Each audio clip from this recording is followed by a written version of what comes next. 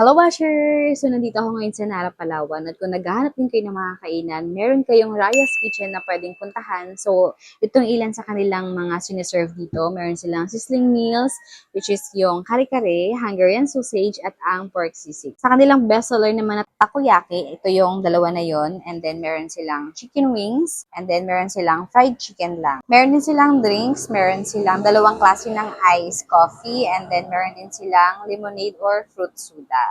At syempre, hindi pwedeng mawala ang lumpia. So, ang Raya's Kitchen po ay located sa Nara Avenue, corner Santulan Street, Barangay Poblacion, Nara, Palawan. Bukas sila from Monday to Saturday from 10 a.m. to 9 p.m. Close po sila every Sunday.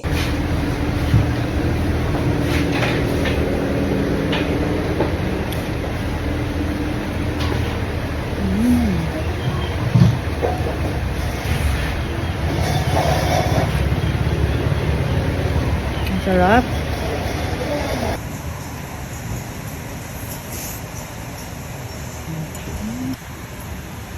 So, ayun guys, kakatapos lang namin kumain at biyahe na kami ng Puerto at sobrang busog ko nga. Ang sasarap kasi ng pagkain nila. Lalo na yung takoyaki nila. Favorite takoyaki ko na yun. So, sa mga gustong umorder sa Raya's Kitchen, available din po sa kanila ang delivery. Yun lang. Bye!